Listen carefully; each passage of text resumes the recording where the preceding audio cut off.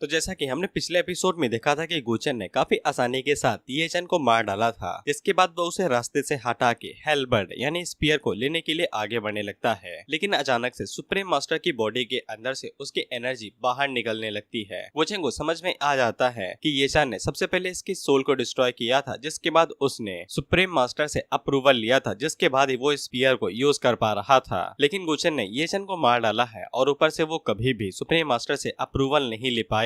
इसलिए गुचेन को supreme master की लेगेसी को ही डिस्ट्रॉय करना पड़ेगा, लेकिन इसके बाद सुप्रीम मास्टर उसे छोड़ेगा नहीं। वहीं पे सुप्रीम मास्टर गुचेन से कहता है कि मेरे पास आने से पहले अपनी सच्चाई दिखाओ। वहीं पे गुचेन पूरी तरीके से रेडी था कि अगर उसे अप्रूवल नहीं मिलती है तो फिर वो स्पेस का इस्तेमाल करके अटैक को डॉज कर लेगा। वहीं पे सुप्रीम मास्टर जैसे ही गुचेन को चेक करता है तो फिर उसे एक झटके के अंदर पता चल जाता है कि गुचेन के अंदर बेमिसाल बुराइयां भरी पड़ी हैं और वो उसके ऊपर अटैक कर देता है। हालांकि गुचेन के ऊपर इसका कोई भी असर नहीं होता है, क्योंकि उसके पास अलग ही आर्टिफैक्ट थे खुद को बचाने के लिए। गुचेन उसे रिक्वेस्ट करता है कि उसे उसकी लेगेसी दे दी जाए। वो किसी भी तरह का बुरा काम नहीं करेगा, भले ही उसके अंदर हल्की फुल्की बुराई हो। लेकिन सुप्रीम मास्टर आगे से साफ मना कर देता है, ये कहते हुए कि गुचेन के अंदर इतनी ज्यादा बुराई भरी पड़ी है कि कोई सोच भी नहीं सकता है। तो फिर गुचेन भी वहाँ पे असली रंग दिखाते हुए कहता है कि तुम जैसे मरे हुए इंसानों को अपनी कब्र के अंदर सिर्फ चुपचाप पड़े रहना चाहिए, न कि जिंदा इंसानों के बीचों में दखल देनी चाहिए। इससे सुप्रीम मास्टर को काफी ज्यादा गुस्सा आता है और वो काफी जोर से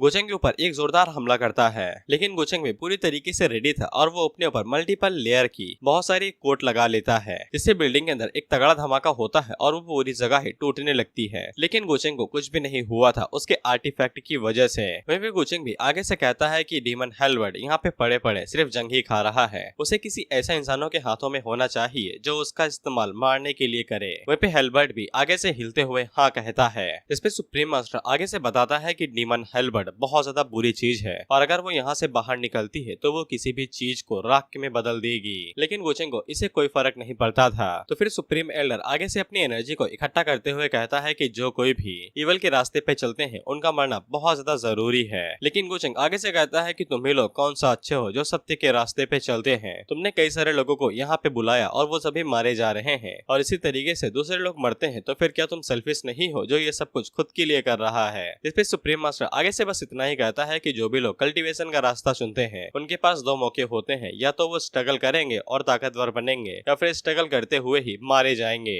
गुचेन आगे से कहता है कि सब मेरा कोई भी लेना देना नहीं है। हेलबर्ड एक डिमोनिक आइटम है और वो मेरे लिए किसी मौके से कम नहीं है, और ऊपर से तुमने जिस कैंडिडेट को सिलेक्ट किया था मैंने उसे पहले ही मार दिया है। इससे सुप्रीम मास्टर को काफी ज्यादा गुस्सा आता है और वो डायरेक्ट गुचेन के ऊपर अपनी बीम से हमला करता है। लेकिन वो बीम गुचेन को पार करके निकल जाती है क्योंकि वो स्पेस का इस्तेमाल किया था। लेकिन वो बेचारी बीम सीधा जाके लिली को लगती है और वो बेचारी घायल हो जाती है। वह फिर सुप्रीम मास्टर को भी समझ में आ जाता है कि गुचेन ने वॉइड स्पेस का इस्तेमाल किया है, जिसके बाद गुचेन हेलबर्ड के ऊपर आ जाता है और कहता है कि अब ये मेरे लिए काफी ज्यादा कमाल की चीज रहेगी। इसके बाद गुचेन हेलबर्ड के ऊपर लगी हुई सील को हटा देता है और वो जैसे ही सील को हटाता है तो फिर वहाँ पे बहुत ज्यादा डिमोनिक एनर्जी रिलीज होती है जो कि पूरे सीक्रेट रियलम के अंदर फैल जाती है। और वहाँ पे जो भी लोग थे और जो भी लोग उसकी चपेट के अंदर आते हैं वो एक झटके के अंदर ही धूल बन के उड़ जाते हैं। वह फिर सुप्रीम एल्डर जैसे ही गुचेन के ऊपर अटैक करने वाले थे तो वो भी हेलबर्ड का इस्तेमाल करते हुए सामने की तरफ एक स्ट्राइक मारता है, और ये स्ट्राइक इतनी ज्यादा शक्तिशाली थी कि वो पूरा मेंशन ही दो हिस्सों में कट के रख जाता है और साथ ही में सुप्रीम मास्टर के भी दो टुकड़े हो जाते हैं। लेकिन गुचेन अपने पास से एक खास तरह की बोतल बाहर निकालता है और उन्हें बोतल के अंदर भर लेता है ताकि वो बाद में इनकी एनर्जी का इस्तेमाल करे खुद की पावर को बढ़ाने के लिए। साथ ही में उनकी जो बॉडी ऊपर रखी हुई थी उसकी मुंडी नीचे आके गिर जाती है, यानी कि सुप्रीम एल्डर का गेम यहीं पे खत्म हो जाता है।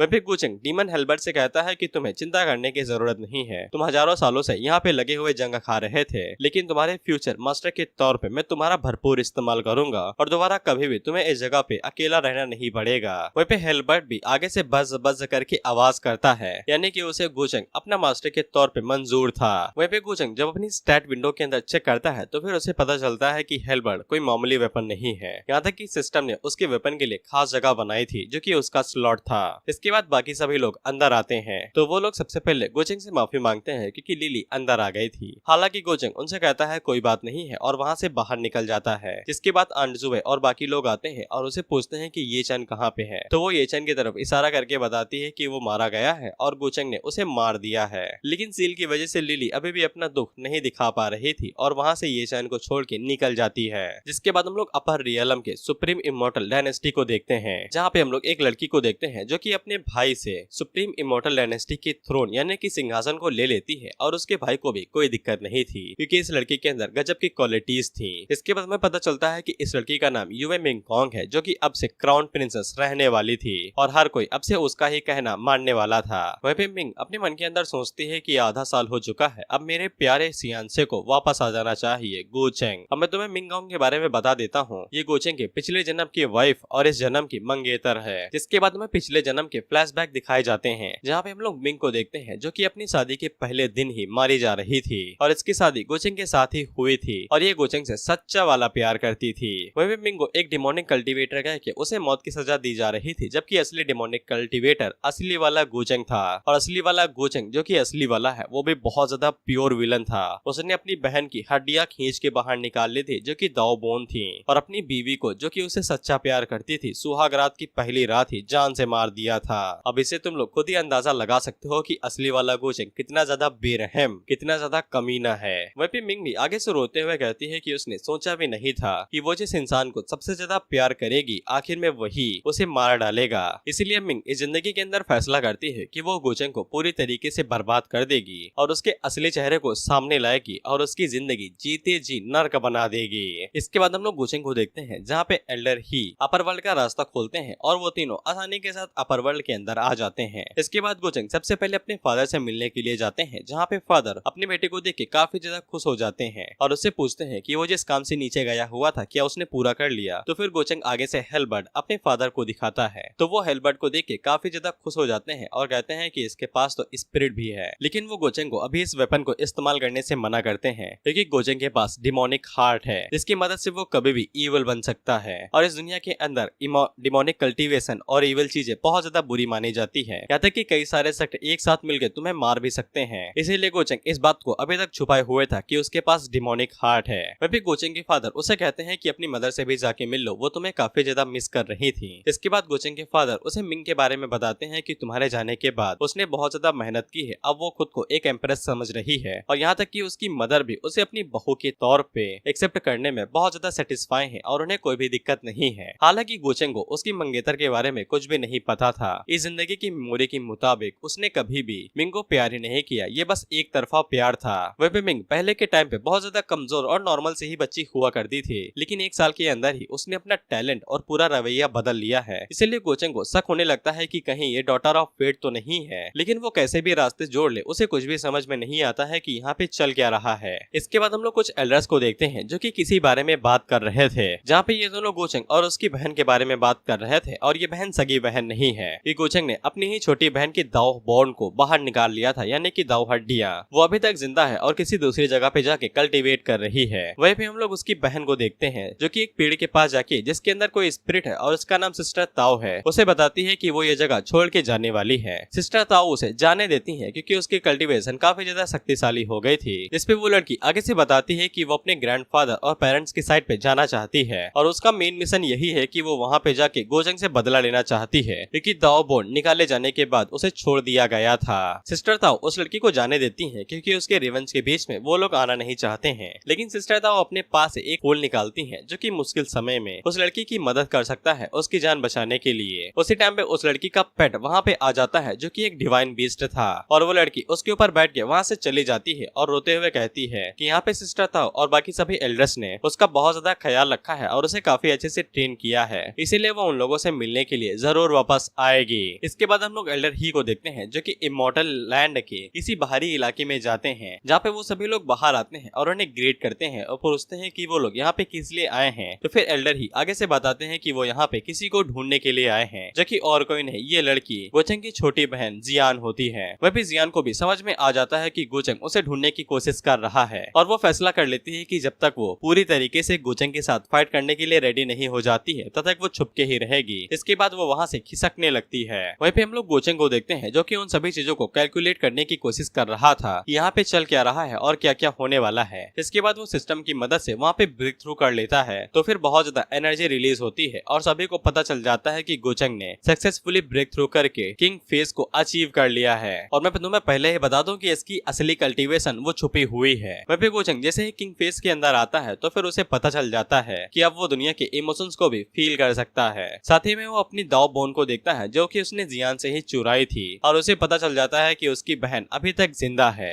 और वो सभी चीजों के बारे में सोचने की कोशिश करता है कि उसकी फियांसे मिंग का एटीट्यूड अचानक से चेंज हो गया है। उसकी सिस्टर जियान अभी तक जिंदा है जिसको कई सारे एल्डर पसंद करते हैं और साथ ही में गोचेंग की एक अलग आइडेंटिटी भी है जो कि डाउटियन इमॉर्टल पैलेस का ट्रू डिसाइपल होता है, लेकिन उसकी फेटेड विलन की जो जागीर है वो इतनी आसानी के साथ नहीं चल सकती है। साथ ही में गोचेंग ने एल्डर ही को वहाँ पे पहले ही भेज दिया है जियान को ढूंढने के लिए, इससे वो उन सभी एल्डर्स का मुंह बंद कर सके जो उसे सपोर्ट करने वाले हैं। इसके बाद गोचेंग सिस्टम के मॉल के अंदर से एक और टेक्निक को बाहर निकालता है और एंडलेस इमॉर्टल टेक्निक को भी सीख लेता है, जिससे वहाँ के जो भी एल्डर्स थे वो काफी ज्यादा हैरान हो जाते हैं कि गोचेंग को ऐसा क्या मिल गया है कि वो लगातार ब्रेक थ्रू पे ब्रेक थ्रू करता जा रहा है और शक्तिशाली बनता जा रहा है। इसके बाद गोचेंग सभी एल्डर्स को मीटिंग के लिए संदेश भिजवाता है कि वो सभी लोग उसे मिलना चाहते हैं, इससे उन एल्डर्स को भी समझ में आ जाता है कि गोचेंग उन्हीं की तरफ आगे बढ़ रहा है। इसके बाद गु क्लैन के जितने भी एल्डर्स थे वो सभी सभा के अंदर इकट्ठा होते हैं, जहाँ पे गोचेंग के फादर वहाँ पे ये अनाउंस कर देते हैं कि फ्यूचर फैमिली का हेड गोचेंग ही बनेगा। बेशक एल्डर्स हो इससे काफी ज्यादा दिक्कत होती है और साथ ही में गोचेंग की जनरेशन के जो भी लोग थे उन्हें भी काफी ज्यादा दिक्कत हो रही थी, क्योंकि क्लैन के अंदर ये बात साफ लिखी गई थी कि जो भी फ्यूचर हेड के लिए परफेक्ट होगा उसे ही कैंडिडेट माना जाएगा। लेकिन गोचेंग को बेटा होने की वजह से स्पेशल ट्रीटमेंट मिल रहा है। गोचेंग इस पे साथ कहता है कि इसकी कोई भी जरूरत नहीं है, वो लोग आपस में फाइट करके तय कर ही लेते हैं कि कौन बेहतर है और कौन नहीं। इसके लिए वो सभी एल्डर्स भी मान जाते हैं। इसके बाद एक बंदा गोचेंग के ऊपर अटैक करने के लिए आगे बढ़ता है तो गोचेंग वॉइड की पावर का इस्तेमाल करके अटैक को डॉज करता है और उसके गंदर के ऊपर अपना पाम अटैक करके उसे बेहोश कर देता है। इसके बाद गोचेंग उन लोगों से पूछता है कि बताओ अब किस किस को नया सबक सीखना है। इसके बाद गोचेंग उन लोगों को पार करके उनके पीछे आ जाता है और उनसे कहता है कि सब एक साथ अटैक करो, जिसके बाद तुम लोग आपस में लड़ते रहना कि बेहतर कौन है। जिसपे वो लोग अपनी अपनी शॉट लेके एक अटैक करने वाले थे तो फिर गोचेंग एक लड़की के अटैक को डॉज करता है और उसके माथे के ऊपर फिंगर फ्लिक मार के उसे पीछे फेंक देता है।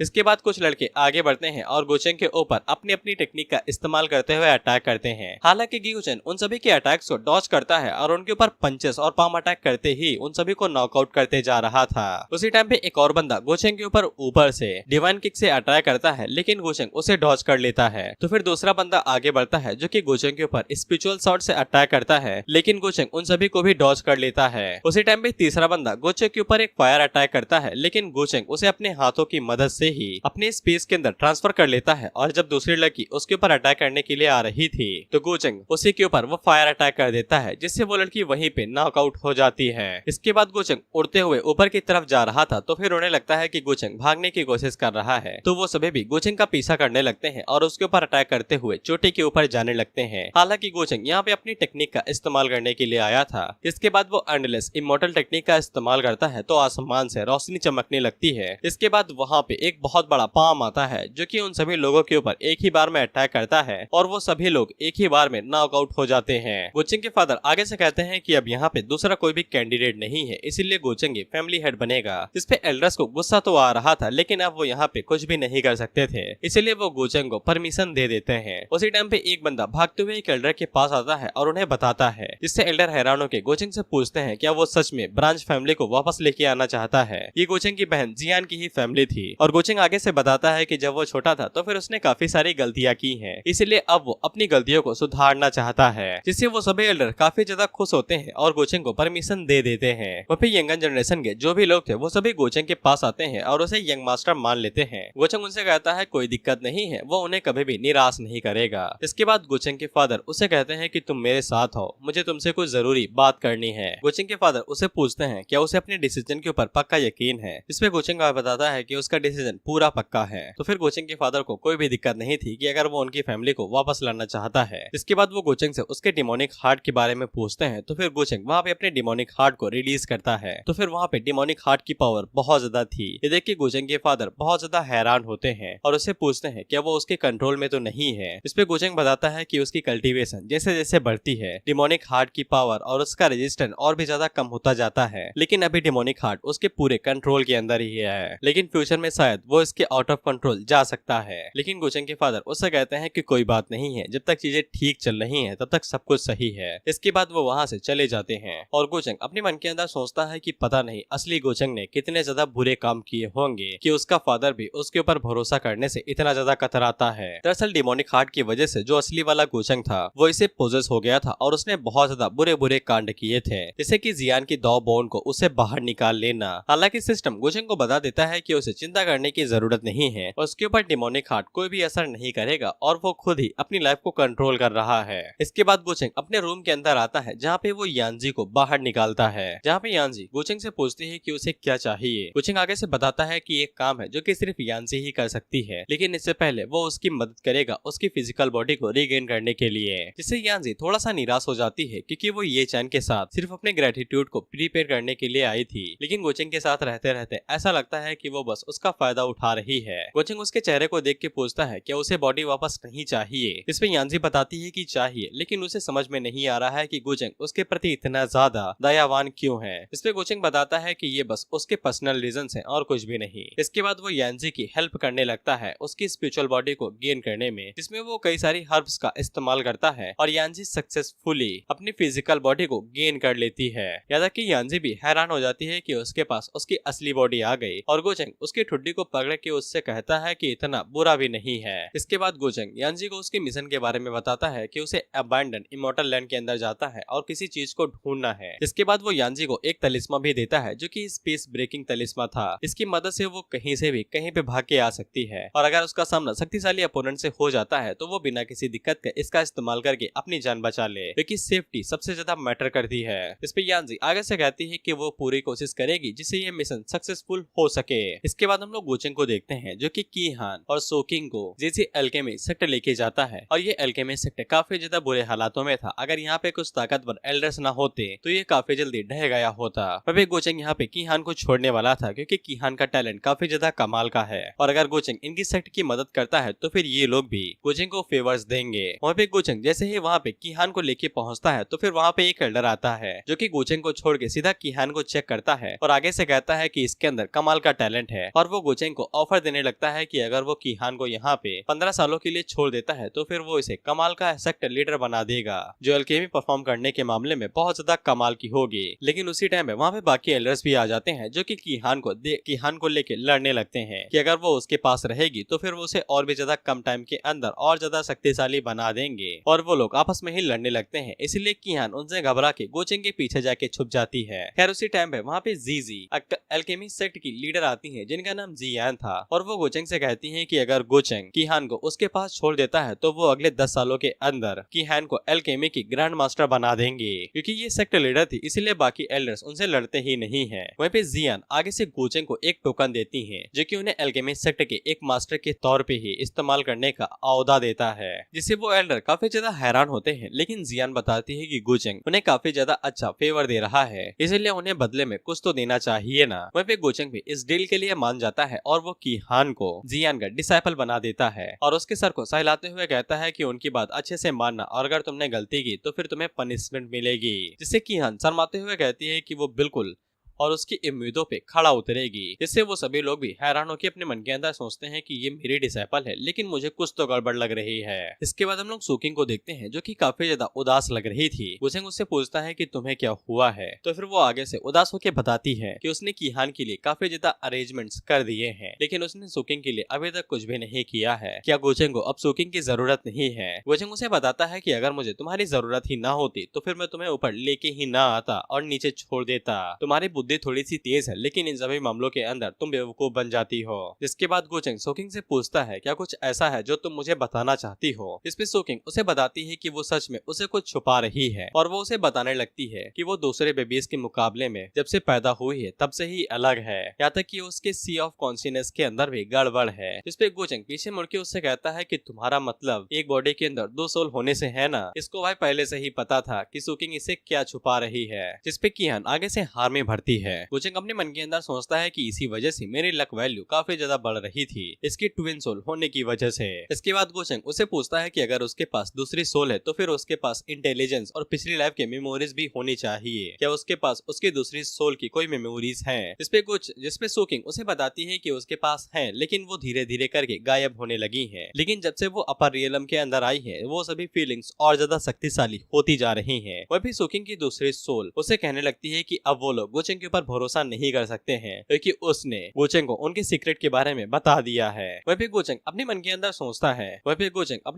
सोचता है कि अपर रियलम के अंदर किसी ग्रेट पावर की वजह से ये काफी बुरी तरीके से घायल हो गई होगी, जिसके बाद ये लोअर रियलम के अंदर रिकार्नेट हो गई होगी और सन ऑफ फेट की फीमेल लीड बन गई। लेकिन चीजें इतनी ज्यादा सिंपल तो नहीं लगती हैं। वह भी सोकिंग गोचेंग को बताती है कि उसे अक्सर एशियन बैटलफील्ड के सपने आते रहते हैं, जहाँ पे वो कई सारे लोगों को देखती है जो कि उसके सामने अपना सर झुका के उसकी पूजा करते हैं और उसने उन लोगों को कभी भी नहीं देखा है। और सपने के अंदर उसका चेहरा बहुत ज्यादा सैवेज और एकदम रूथलेस डेविल की तरह होता था, जो हर किसी चीज को डिस्ट्रॉय करना चाहती है। हालांकि गोचेंग उसे कहता है कि कोई बात नहीं है, उसे खुद इतना सब तो नहीं पता है, लेकिन अगर उसके पास एक दूसरी सोल है जो कि एक ही बॉडी के अंदर है, तो फिर उसके पास नॉर्मल लोगों के मुकाबले में बहुत ज्यादा चालाकी और विजडम है और इसके लिए ये बहुत ज्यादा फायदे का रहेगा अगर वो दोनों आपस में मिल जाती हैं और उसके लिए नई दुनिया के रास्ते खुल सकते हैं। इससे सोकिंग भी काफी ज्यादा खुश हो जाती है। वह गोचेंग अपने मन के अंदर सोचता है कि इस अजीब सी दुनिया के अंदर जहाँ पे हमेशा ये बात पता चल सकती है कि मेरे पास डिमोनिक हार्ट है, तो फिर क्या तुम मेरे लिए एक अच्छा टूल नहीं रहोगी जो कि मेरे लिए इन सभी चीजों को कवर कर सकता है। बड़ा हरामी है यार, सोकिंग को इस्तेमाल करना चाहता है खुद के फायदे के लिए ताकि इल्जाम लगा सके कि मेरे पास तो डिमोनिक हार्ट है ही नहीं, वो तो सोकिंग के पास है। इसके बाद गोचेंग सोकिंग से कहता है कि वो जब तक चीजें ऐसी चल रही हैं तब तक ऐसे ही रहे। कुछ ही टाइम के अंदर वो अपनी मदर के वापस जाएगा, जिसके बाद वो जो कि ताइचू टेम्पल के अंदर है, और अगर वो समझेंगे तो फिर वो तुम्हारी मदद जरूर करेंगी। और वो अपने मन के अंदर सोचता है कि ताइचू टेम्पल ही वो असली जगह थी जहाँ पे ताइचू डीमन कल्ट रहता था और डिमोनिक पावर के सक्सेसर के रूप में ये सारी चीजें उसी से कनेक्टेड हैं। इसीलिए गोचेंग को वहाँ पे जरूर जाना चाहिए। लिटरली ये भाई बहुत ज्यादा कमीना है, अगर इसे जरूरत पड़ी तो ये अपने फादर को भी एक झटके के अंदर मार सकता है।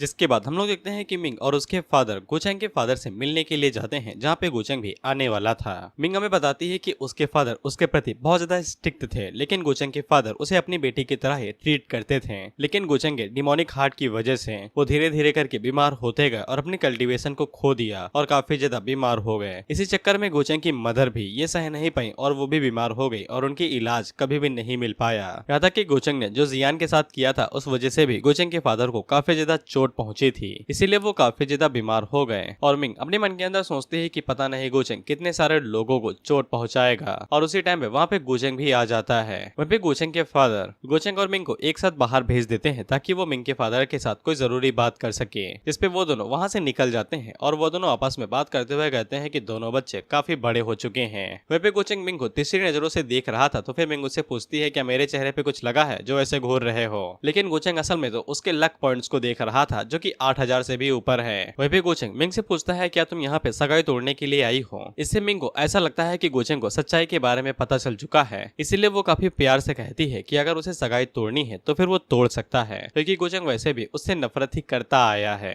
हालांकि गोचेंग ऐसा बिल्कुल भी नहीं चाहता था, वो तो बस ऐसे ही बात कर रहा था। वहीं मिंग का प्लान ये था कि वो अभी एंगेजमेंट को तोड़ना नहीं चाहती है ताकि वो धीरे धीरे करके गोचेंग का भरोसा जीत सके। और जैसे ही गोचेंग मिंग के सामने अपना गार्ड ऑफ कर देगा तो फिर वो धीरे धीरे करके गोचेंग को खत्म कर देगी। अब यहाँ पे गोचेंग अपनी असली चाल चलना शुरू करता है और वो मिंग से कहता है कि उसने बीते सालों में उसको जैसे भी ट्रीट किया हो वो उसका पास्ट था, लेकिन अब से वो उसे बहुत ज्यादा अच्छे से ट्रीट करेगा और वो सगाई को भी नहीं तोड़ेगा। इससे मिंग को ऐसा लगने लगता है कि गोचेंग को पता चल चुका है कि वो रीबॉर्न हुई है, नहीं तो अचानक से इस कमीने का दिल तो नहीं बदलने वाला था। और वो खुद को समझा लेती है कि ये बस धोखा देने का तरीका है, उसे अपने मिशन के बारे में नहीं भूलना चाहिए। लेकिन गोचेंग तो उसके ऊपर प्यार ही बरसाया जा रहा था। उससे पूछता है कि तुम्हें इतना पसीना क्यों आ रहा है, क्या तुम्हें बुखार है, क्या तुम्हारी तबीयत खराब है। वहीं मिंग उसे पूछती है क्या तुम झूठ तो नहीं बोल रहे हो, तुम सच में सगाई नहीं तोड़ना चाहते ना, मैं बहुत ज्यादा खुश हूँ। इस पे गोचेंग उसे गले लगा लेता है और उससे कहता है कि बिल्कुल भी नहीं, वो उसे झूठ कैसे बोल सकता है। वहीं हमें तो पता है कि गोचेंग ऐसा क्यों कर रहा था और अपने मन के अंदर सोचता है कि तुम्हारी एक्टिंग लिन टियान से तो बिल्कुल भी अच्छी नहीं है। वहीं मिंग उसे पूछती है कि तुम अचानक से इतने अच्छे क्यों हो गए। गोचेंग बताता है अरे तुम मेरी बीवी हो भाई, फ्यूचर में बनने वाली हो, मैं तुमसे नाइस कैसे नहीं रहूंगा। जिसमें मिंग की आंखों में आंसू आ जाते हैं और वो मन के अंदर सोचती है कि पिछले जिंदगी में जब शॉर्ट से मेरा दिल चीर दिया था तब याद नहीं आया था कि मैं तुम्हारी बीवी थी। इसके बाद वो अनकंफर्टेबल होके वहाँ से चली जाती है। उसकी जाने के बाद सिस्टम गोचेंग के पास आता है और उसे बताता है कि मिंग डॉटर ऑफ फेट है और वो रिबॉर्न होके एक एम्प्रेस बनी है जिसके दिल के अंदर प्यार और नफरत बहुत ज्यादा गहराई से घुसी हुई है। इसीलिए गोचेंग को दो ऑप्शन दिए जाते हैं, पहला तो ये है कि उसे पीछे जाओ, उसे मनाओ, उसको प्यार दो और उसे अपना कर लो, और दूसरा ये था कि डायरेक्ट मार दो, और दोनों रिवॉर्ड सेम ही थे। थे। 5000 लक पॉइंट, 25,000 डायनेस्टी पॉइंट। और मैं गारंटी देता हूँ कि अगर यहाँ पे लड़का होता तो भाई पक्का सीधा मारने वाला ऑप्शन चूज करता, लेकिन लड़की है तो सीधा डॉटर को बचाने वाला किया है। क्योंकि गोचंग ने सेकंड ऑप्शन चूज किया था तो फिर उसे वो सभी चीजें दिखाई जाती हैं जो कि मिंग और उसके बीच में पिछले लाइफ के दौरान हुई थी, और उसे पता चल जाता है कि मिंग को बहुत ज्यादा इमोशनल डैमेज हुआ था।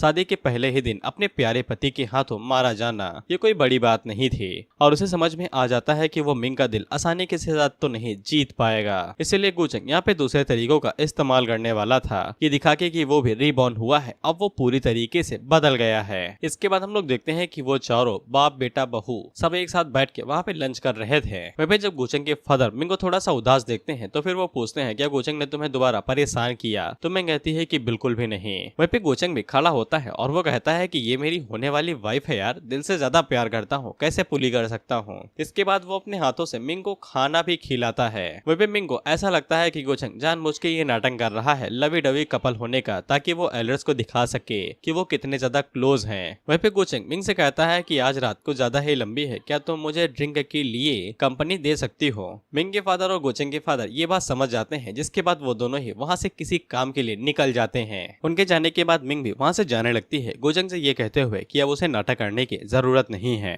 इसपे गोचंग आगे से कहता है कि मैं नाटक नहीं कर रहा था, लेकिन तुम पहले से काफी ज्यादा बदल गई हो। इससे मिंग को ऐसा लगने लगता है कि गोचंग उसकी तरह रिबॉर्न नहीं हुआ है, इसीलिए वो तो अभी तक उन दोनों के बीच में डिफरेंस को चेक नहीं कर पा रहा है। लेकिन उसे समझ में आ जाता है कि गोचंग कभी भी नहीं बदल सकता है, फिर चाहे जो भी हो जाए। और वो वहाँ से जा ही रहे थे कि उसी टाइम पे गोचंग उसके ऊपर पाम अटैक कर देता है, जिसको मिंग काफी आसानी के साथ ही रोक लेती है। गोचंग उसे कहता है कि तुम पहले ही ड्यूक फेस तक पहुंच चुकी हो और तुमने मुझसे काफी सारी चीजें छुपा ली हैं। इसके बाद वो मिंग को पकड़ के अपनी तरफ खींच लेता है और उसे कमर से अपने करीब कर लेता है, जिसपे मिंग हैरान हो जाती है और उसे कहती है कि मुझे छोड़ो। गोचंग उसे कहता है कि तुम अभी भी पूरी तैयारी से नहीं आई हो। इसके बाद वो मिंग को छोड़ देता है तो मिंग पीछे हट जाती है और उससे पूछती है कि तुम क्या करने की कोशिश कर रहे हो। इसके बाद वो गोचंग से कहती है कि मुझे पता लग चुका था कि मैं तुम्हें कितना ही चाहे उतना खुश कर दूं, लेकिन तुम कभी भी नहीं बदलोगे। इसलिए मैं खुद को शर्मिंदा करने की जगह पे खुद को ताकतवर बनाने के बारे में सोचा और अपनी ताकत को बढ़ा लिया। इसके बाद वो गोचंग के डायलॉग जो उसको पिछली जिंदगी में गोचंग ने उसको दिया था वही मारती है।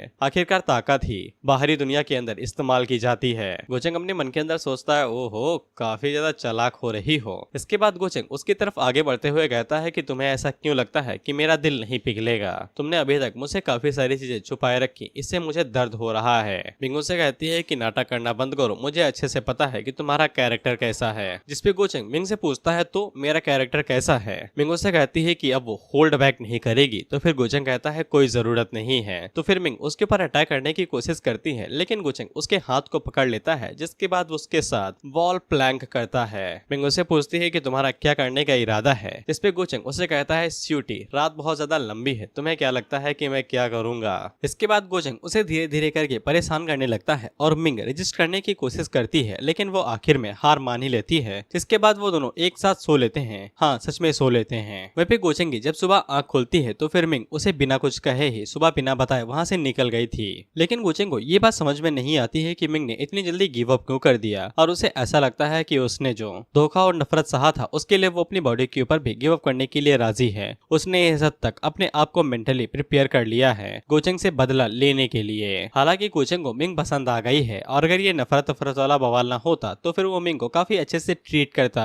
खैर गोचंग के पास नोटिफिकेशन आता है कि उसने मिंग को हल्का फुल्का तो अपनी तरफ कर ही लिया है, तो फिर इसीलिए उसकी लक वैल्यू बढ़ जाती है। इसके बाद गोचंग अपने कपड़े बदलता है और बाहर की तरफ निकल जाता है बाकी चीजों को संभालने के लिए, क्योंकि अभी मिंग वाला मामला थोड़ी देर के लिए शांत हो गया है। वहीं पे हम लोग मिंग को देखते हैं जो कि एक अपनी सर्वेंट से पूछती है कि उसे गोचंग कैसा लगता है, तो वो आगे से यही बताती है कि लोग मानते हैं कि वो बहुत ज्यादा घटिया और कमीना है, लेकिन उस सर्वेंट को ऐसा लगता है कि गोचंग काफी ज्यादा ठीक है और उसने मिंग को भी काफी अच्छे से ट्रीट किया है। वहीं पे मिंग को तो पहले से ही पता था कि गोचंग कितना ज्यादा अच्छा है, लेकिन उसे ये बात समझ में नहीं आ रही थी कि उसके पास 2 जिंदगियों का एक्सपीरियंस है, लेकिन इसके बावजूद वो गोचंग की किसी भी चीज को समझ क्यों नहीं पा रही है। खैर वो अभी के लिए इन सभी चीजों को इग्नोर करती है, बस इतना ही सोचती है कि अगर गोचंग उसे कभी भी नुकसान पहुंचाने के बारे में सोचता भी है तो वो उससे बदला जरूर लेगी, क्योंकि मिंग ने देख लिया है कि गोचंग अब पिछली लाइफ की तरह नहीं है, तो फिर मिंग उससे बदला नहीं लेगी, बस अपनी ताकत को ही बढ़ाएगी। लेकिन अगर गोचंग उसके पीछे आता है तो फिर वो बदला जरूर लेगी। इसके बाद हम लोग सिस्टर यांजी को देखते हैं जो कि अबैंडन लैंड गई हुई थी, और तभी उनके ऊपर वहाँ के मास्टर्स अटैक ट्राई कर देते हैं तो फिर वो जल्दी से गोचेंग के तलिस्मा का इस्तेमाल करती हैं और वहाँ से बच के निकल जाती हैं और अपने मन के अंदर सोचती हैं कि इस जगह पे इतने ताकतवर मास्टर कैसे हो सकते हैं और वो भागते हुए बस यही सोचती है कि उसे गोचेंग को इसके बारे में बताना पड़ेगा।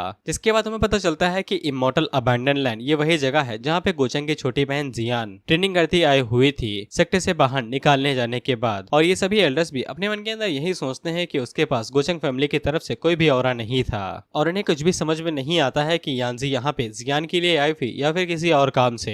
खैर इसके बाद हम लोग जियान को देखते हैं जो कि आसपास के एरिया में भटक रही थी और तभी उसे गले के ऊपर लगे हुए स्टॉल के ऊपर कुछ चीजें दिखाई देती है जिनको वो बिल्कुल भी खरीद नहीं सकती थी और वो अपने मन के अंदर सोचती है कि अगर ये गोचेंग वाला बवाल ना होता तो फिर वो इतना ज्यादा गरीबी में ना डूबती कि वो छोटी सी चीज को भी ना खरीद पाती। खैर जियान वहाँ से जा ही रही थी कि उसी टाइम पे वहाँ पे यंग मास्टर फैमिली का कोई बंदा आ जाता है जो कि जियान के ऊपर लाइन मारने की कोशिश करता है। हालांकि जियान उसे इग्नोर करती है लेकिन वो जबरदस्ती ही लाइन मारना चाहता था। खैर वो जियान के साथ आगे कुछ कर पाता कि इससे पहले ही वहाँ पे गोचेंग आ जाता है जो कि अपने बहुत बड़े ड्रैगन के ऊपर आया था। वहीं पे यानजी ने गोचेंग को सब कुछ पहले ही बता दिया था कि साओ जियान यहीं पे ही मिलेगी। खैर इसके बाद पता नहीं उस यंग मास्टर को क्या होता है लेकिन वो अचानक से जियान को पकड़ने का ऑर्डर दे देता है लेकिन गोचेंग के होते हुए जियान को कोई छू भी नहीं पाता है और वो बंदा गोचेंग से कहता है कि तुम क्या करने के बारे में सोच रहे हो लेकिन गोचेंग जियान से कहता है कि तुम कैसी हो। लेकिन उस बंदे को लगता है कि गोचेंग उससे बात कर रहा है तो वो उसे गले मिलने के लिए जाता है लेकिन गोचेंग उसे इग्नोर करके जियान के कंधे के ऊपर बैठे हुए उसके पेट को मार के पीछे फेंक देता है और जियान से कहता है कि काफी टाइम हो गया है, तुम लंबी और खूबसूरत दोनों हो गई हो। वहीं पे इस बंदे को काफी ज्यादा गुस्सा आ रहा था तो फिर गोचेंग उसके ऊपर एक कंटाप मारता है तो वो उड़ते हुए दूर जाके गिरता है और गोचेंग उसे कहता है कि तुम्हारी औकात क्या ही है जो तुम मुझे इस बीच उंगली कर सकते हो जब मैं अपनी बहन से बात कर रहा हूँ। जैसे वहाँ के सभी लोग हैरान हो जाते हैं क्योंकि उन्हें अच्छे से पता था कि गोचेंग ने अपनी बहन के साथ क्या कांड किया था। इस बात से जियान भी काफी ज्यादा गुस्सा होती है और गोचेंग से कहती है कि मैं तुम्हारी कोई बहन वहन नहीं हूँ, मैं बस यहाँ पे चीजों को बराबर करने के लिए आई हूँ लेकिन अभी ताकत के बीच में काफी ज्यादा बड़ा गैप है तो मैं अभी कोई भी कदम आगे नहीं बढ़ाऊंगी। गोचेंग उसकी तरफ देखता है और उससे कहता है कि अच्छी बात है कि तुम समझदार हो। वहीं पे वो बंदा गोचेंग से कहता है कि तुम्हारी हिम्मत किससे हुई मेरी फैमिली के होते हुए मुझे इतनी ज्यादा बेइज्जती करवाने की। वहीं पे गोचेंग उसे कहता है तुम्हें क्या लगता है कि तुम इतने वर्दी भी हो, सिर्फ एक मैं ही हूँ जो कि मेरी बहन को बुली कर सकता हूँ, इसीलिए तुम माफी अपनी मौत के साथ दोगे। जिसके बाद वो सामने की तरफ बस एक फिंगर फ्लिक मारता है और उस बंदे की आधी बॉडी हवा में ही गायब हो जाती है। वहीं पे गोचेंग का ड्रैगन उन दोनों गार्ड्स को पकड़ के उन्हें दबा के वहीं पे मार देता है लेकिन उसी टाइम पे वो बंदा एक खास तरह की टेक्निक का इस्तेमाल करता है और सिक्के को तोड़ के अपनी स्पिरिट फॉर्म में आ जाता है और वहां से बच के भाग जाता है। यानजी गोचेंग से पूछती है क्या वो उसको ऐसे ही जाने देगा, जिसपे गोचेंग बताता है कि वो थोड़ा सा काम का है इसीलिए मैं उसे जाने दे रहा हूँ। वो सभी लोग गोचेंग के बारे में बात करते हुए कहते हैं कि गोचेंग काफी ज्यादा शक्तिशाली है, उसे पक्का किंग फेस पे होना चाहिए लेकिन पूरे अपर रियलम के अंदर कोई भी ऐसा बंदा नहीं है जो कि इतनी कम उम्र में इस लेवल को अचीव कर ले। वहीं पे जियान भी इन सभी बातों से काफी ज्यादा हैरान होती है लेकिन उसे बाद में याद आता है कि उसे गोचेंग से कोई भी मदद नहीं लेनी है और वो साफ कह देती है कि वो गोचेंग को कोई भी थैंक यू नहीं कहेगी। गोचेंग को भी थैंक यू नहीं चाहिए था, वो बस सभी लोगों को ये बताना चाहता था कि उसको छोड़ के कोई भी उसकी बहन को बुली नहीं कर सकता है। लेकिन जियान को काफी ज्यादा गुस्सा आता है और वो चिल्लाते हुए कहती है कि उसे गोचेंग की कोई भी जरूरत नहीं है लेकिन गोचेंग उसे बताता है कि वो बस गिल्टी फील कर रहा है कि उसने जो पिछले टाइम के अंदर किया था और बेशक उसे मजा भी आता है जियान को इस तरह से चिढ़ाने में कि वो उससे कितना ज्यादा नफरत करती है। जियान गोचेंग से कहती है कि मैंने जो कुछ भी सहा है मैं वो सब कुछ तुम्हें दुगने दाम में वापस लौटाऊंगी। गोचेंग इसके बालों को सहलाते हुए कहता है ठीक है अच्छे से मेहनत करना। उसी टाइम पे गोचेंग के पास डाओटियन इमोर्टल पैलेस के कुछ डिसाइपल्स आते हैं जो कि गोचेंग को ले जाने के लिए आए थे जो उसने अभी यहाँ पे कांड किया है क्योंकि वो यंग मास्टर भी डाओटियन इमोर्टल पैलेस का ही डिसाइपल था। गोचेंग इन सभी चीजों को समझता है और वो उनके साथ जाने के लिए राजी हो जाता है। वहीं पे जियान को कुछ भी समझ में नहीं आता है कि गोचेंग यहाँ पे क्यों आया था और उसके लिए इतना सब क्यों करके गया लेकिन वो अभी के लिए बिल्कुल भी शांत नहीं हुई थी और उसे गोचेंग से बदला जरूर लेना था। लेकिन उसे इतना जरूर समझ में आ जाता है कि उसे डाओटियन इमोर्टल पैलेस से दूरी बना के रखनी पड़ेगी। वहीं पे वो बंदा जिसको गोचेंग ने मार दिया था वो भागते हुए अपने भाई के पास आता है और उसे कहता है कि आपको मेरा बदला लेना पड़ेगा। इस पे उसका भाई जिन जाओ उसे कहता है कि वो उसका बदला जरूर लेगा लेकिन ये उसकी गलती थी, लेकिन फैमिली का मामला है तो वो बदला जरूर लेगा लेकिन अभी के लिए उसके पास इतनी ताकत नहीं है और न उसने ब्रेक थ्रू किया है तो वो फ्यूचर में गोचेंग से बदला जरूर लेगा ताकि वो अपनी फैमिली की इज्जत को वापस पा सके।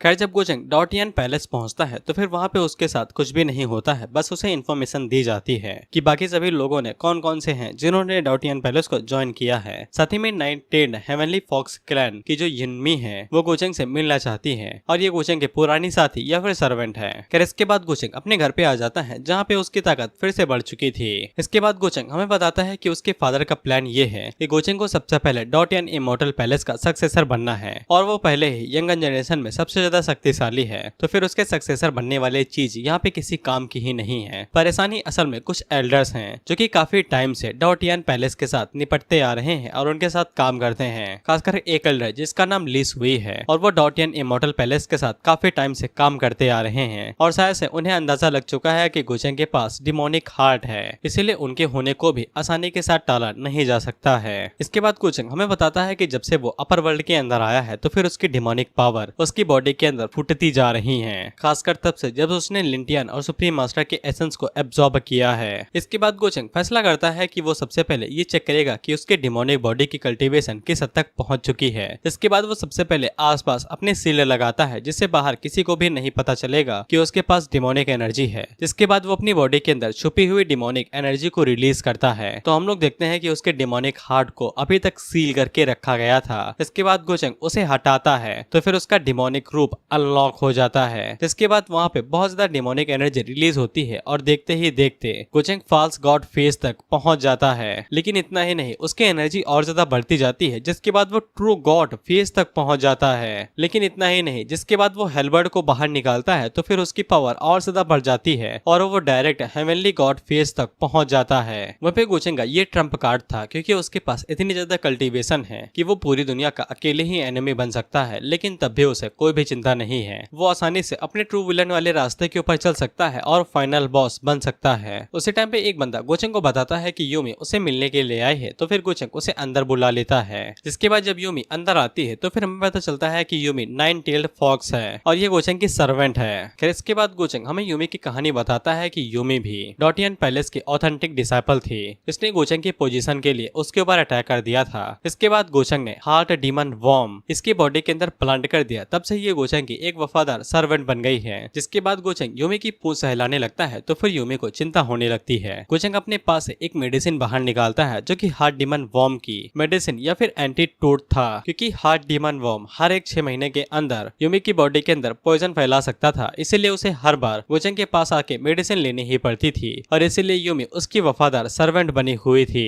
वहीं पे यूमी गोचेंग को बताती है कि 6 महीनों के अंदर उससे जितना ज्यादा हो सकता था उतने ज्यादा फिजिकल एसेंस और बाकी सभी चीजों को इकट्ठा कर लिया है। दरअसल गोचेंग के पास डिमोनिक हार्ट टेक्निक है, तो फिर वो आसानी के साथ क्रॉप्स और लोगों के अंदर से उनकी एनर्जी को एब्जॉर्ब या फिर डिवोवर कर सकता है और यूमी गोचेंग के लिए इन्हीं तरह की लाशों या फिर लोगों को इकट्ठा करती है। वहीं पे यूमी से गोचेंग को यह भी पता चलता है कि जियान किसी एल्डर के पास गई हुई है उसका फेवर लेने के लिए। जिसके बाद हम लोग जियान को देखते हैं जो कि एल्डर ली सुई के पास गई हुई थी और वो उनसे पूछती है कि वो क्या चीज पकड़ने के बारे में सोच रहे हैं, जिसपे वो बताते हैं कि इंसान को। जिसके बाद वो जियान से पूछते हैं क्या तुम यहाँ पे अपने भाई को हराने के लिए आए हो और वो चीज वापस लेने के लिए आए हो जो तुमसे छीन ली गई थी। जियान बताती है कि उसके पास पहले ही नई बोन आ चुकी है और उसे कुछ भी नहीं चाहिए, लेकिन वो बस यहाँ पे इंसाफ चाहती है जो भी उसे दर्द इतने सालों के अंदर सहा है। एल्डर ली सुई इतना ही कहते हैं कि गोचेंग अपने डिमोनिक नेचर को दोइस्ट बोन के साथ छुपाना चाहता था, इसलिए उसने जियान की बोन को चुरा लिया, लेकिन इस सब के बावजूद वो अपने डिमोनिक नेचर को छुपा नहीं सकता है और उन्हें जियान से भी काफी ज्यादा उम्मीदें थी। और अगर जियान चाहती है कि वो उनकी डिसाइपल बने तो फिर उन्हें ये प्रूव करना पड़ेगा कि वो इस लायक है। जिसके बाद वो जियान को सामने की तरफ इशारा करते हुए कहते हैं कि सामने की तरफ तुम्हें पाथ टू हेवन दिखाई दे रहा है, तुम्हें गोचेंग के रिकॉर्ड को पीछे छोड़ना पड़ेगा तो ही मैं तुम्हें सिलेक्ट करूंगा।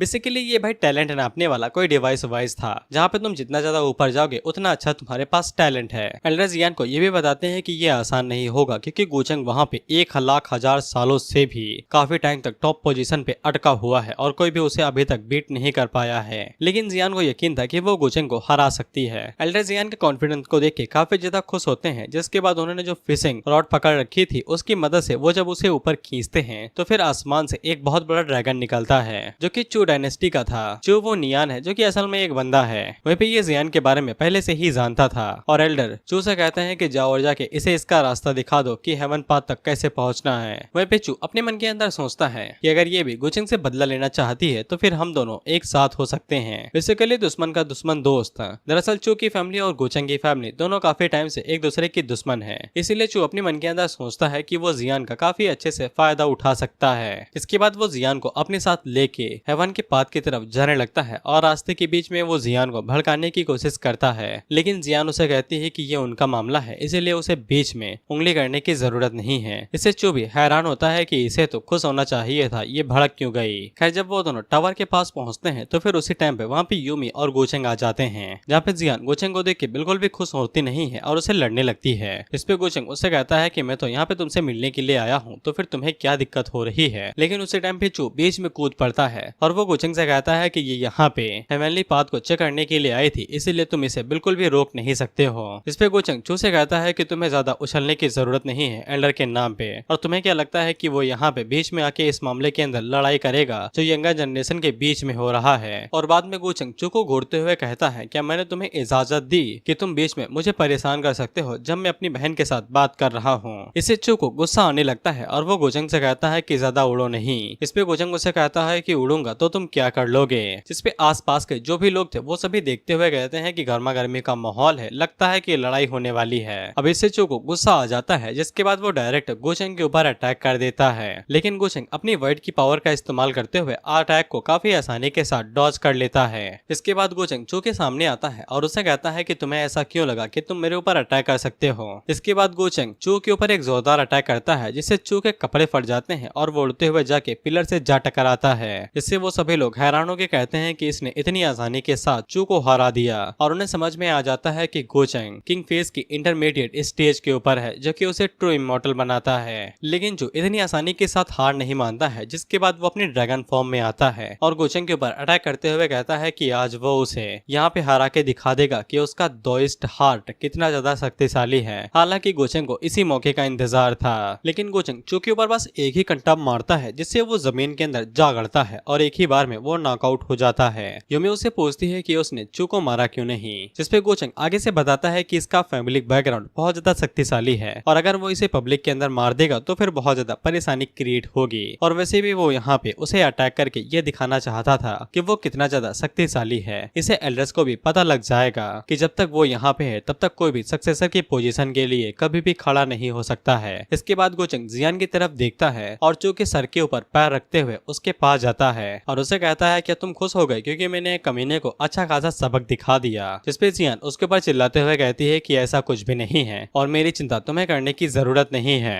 जिसपे गोचेंग उसे कहता है क्या भूल गए कि मैंने तुमसे क्या कहा था, तुम यहाँ पे मेरा रिकॉर्ड तोड़ने के लिए आई थी जो कि उस ओल्ड मैन ने कंडीशन रखी थी, लेकिन चूटियान ने यहाँ पे गंदा खेल खेला। इसने ये वाली बात लीक कर दी जिससे यहाँ पे कई सारे लोग इकट्ठा हो गए और वो सभी लोग यहाँ पे तुम्हें देखने के लिए आ गए, और अगर तुम रिकॉर्ड को तोड़ नहीं पाती तो फिर ये सभी लोग तुम्हारे ऊपर बहुत ज्यादा हंसते। क्या तुम्हें नहीं लगता है कि मैंने उसे सबक सिखा के सही काम किया। जिसपे जियान आगे से कोई भी जवाब नहीं देती है। इसके बाद गोचेंग बाकी लोगों को देखते हुए कहता है कि वो उन लोगों को दोबारा याद दिला देता है सिर्फ गोचेंग ही अपनी बहन को बुली कर सकता है और कोई भी नहीं। फिर गोचेंग हमें बताता है कि यहाँ पे असली कहानी तो ये होने वाली थी कि चू ने तो यही प्लान बनाया था कि जब जियान यहाँ पे फेल हो जाएगी तो फिर पूरा सेक्टर उसका मजाक बनाएगा, लेकिन आखिरी मौके पे जब जियान अपनी असली पावर को रिलीज करेगी तो फिर वो सभी के ऊपर चमाटा मार देगी और रिकॉर्ड को तोड़ देगी। लेकिन उसके बाद वो गोचेंग को उंगली करने की कोशिश करेगी और इस मौके का फायदा उठाएगी ताकि वो गोचेंग को डायरेक्ट चैलेंज कर सके। लेकिन गोचेंग ने इस टाइमलाइन के दौरान यहाँ पे एक नया तरीका सोचा कि वो जियान की मदद करेगा और उसे थोड़ा बहुत कंफ्यूज कर देगा, और वो जियान से कहता है कि उसे उसके ऊपर विश्वास है कि वो आसानी के साथ उसके रिकॉर्ड को तोड़ सकती है क्योंकि वो है तो उसी की बहन। और वो उसके सर को सहलाते हुए कहता है कि तुमने काफी सालों तक मेहनत की है, अगर तुम मेरे रिकॉर्ड को नहीं तोड़ोगी तो फिर और कौन तोड़ सकता है। लेकिन वो बाद में जियान को परेशान करते हुए कहता है कि ये मत सोचना कि तुमने रिकॉर्ड को तोड़ दिया है तो फिर तुम मुझे हरा भी सकती हो। इसे जियान को ये बात पता चल जाती है कि गोचेंग को पहले से ही पता था कि वो सीक्रेटली कल्टीवेट कर रही है और उसे मारने का इरादा कर रही है, लेकिन इसके बावजूद गोचेंग ने उसे कुछ भी नहीं किया और उसे ऐसा लगने लगता है कि गोचेंग ने पिछले सालों में जो भी कुछ उसके साथ किया होगा, यानी कि दोइस्ट बोन को उसकी बॉडी से खींच के बाहर निकाल लेना, ये मजबूरी में किया होगा। हालांकि जियान इस बात के ऊपर अभी यकीन नहीं करती है और इसे साइड में कर देती है। खैर इसके बाद जियान फ्लोर के ऊपर जाती है और वहाँ पे चढ़ना शुरू कर देती है। बस तुम्हें इसके ऊपर सीढ़ियां चढ़ते जाना है, लेकिन जो प्रेशर होगा वो तुम्हें रोकने की कोशिश करेगा और जितनी ज्यादा तुम्हारे पास एनर्जी होगी तुम उतने ज्यादा फ्लोर चढ़ते जाओगे। हम देखते हैं कि जब जियान चढ़ने की कोशिश कर रही थी तो फिर जंजीरें उसके पैरों को पकड़ने लगती हैं, लेकिन वो धीरे धीरे चढ़ते जाती जाती है, चढ़ते जाती है और बिना किसी दिक्कत के 15वें फ्लोर तक पहुंच जाती है। लेकिन 15वें फ्लोर को पार करते करते उसकी हालत खराब होने लगती है, लेकिन इसके बावजूद वो खुद के ऊपर जोर देते देते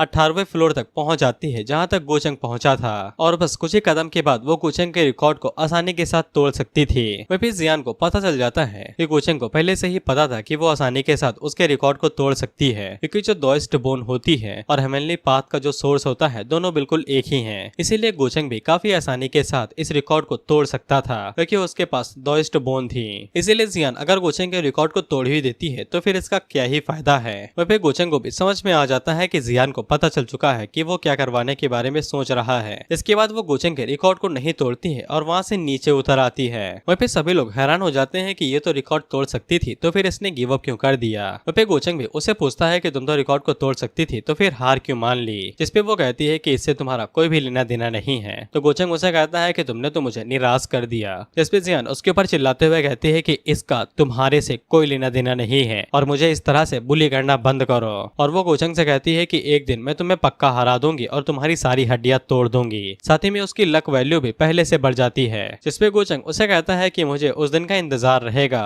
जिसके बाद हम लोग एशियन ये फैमिली को देखते हैं, जहाँ पे हम लोग आंट जुए को देखते हैं, जो कि लिली से पूछती है कि ये चैन को मरे हुए काफी ज्यादा टाइम हो गया है, क्या तुम अभी भी उसके लिए गिल्टी फील कर रही हो। जिसपे लिली अचानक से कहती है कि ये चैन बस एक चींटी था जिसके बुरे इरादे थे, तो फिर उसे ये चैन के लिए बुरा क्यों लगेगा। लेकिन जब से वो अपर वर्ल्ड के अंदर आई है तब से उसकी मेमोरी कुछ खो गई है, लेकिन बदले में उसे कुछ मेमोरी भी मिली है, लेकिन वो क्या है उसे कुछ समझ में नहीं आ रहा है। उसी टाइम पे वहाँ पे लिली का बड़ा भाई आता है जिसका नाम ये लैंग टियान था, और वो लिली से कहता है कि ऐसा लगता है कि तुम थक गई हो, तुम्हें आराम कर लेना चाहिए। जिसपे लिली अपने भाई से पूछती है क्या उसने गोचंग के बारे में सुना है। जिसपे लैंग टियान आगे से बताता है कि उसने गोचंग के बारे में सुना है, जो कि लोअर वर्ल्ड के अंदर गया हुआ था। और वो लिली से पूछता है क्या तुम्हारी मुलाकात उसके साथ हो गई थी और क्या उसने तुम्हें ज्यादा परेशान किया क्या। जिसपे लिली बताती है कि वो सिर्फ गोचंग के बारे में जानना चाहती है और कुछ भी नहीं। जिसपे लैंग टियान आगे से कहता है कि उसने भी गोचंग के बारे में सुना है और यंगन जनरेशन में उससे ज्यादा शक्तिशाली अभी यहाँ पे कोई भी नहीं है। उसी टाइम पे वहाँ पे एक सर्वेंट आता है जो कि लैंग टियान को बताता है कि येलिंग नाम का एक बंदा आया है जो कि उसे चैलेंज करना चाहता है और काफी सारे लोग वहाँ पे इकट्ठा हो गए हैं। लिली पूछती है कि ये येलिंग कौन है जो कि अपने भाई को चैलेंज करना चाहता है। जिसपे लैंग टियान बताता है कि जब वो सक्सेसर बनने के लिए फाइट कर रहा था तब उसने गलती से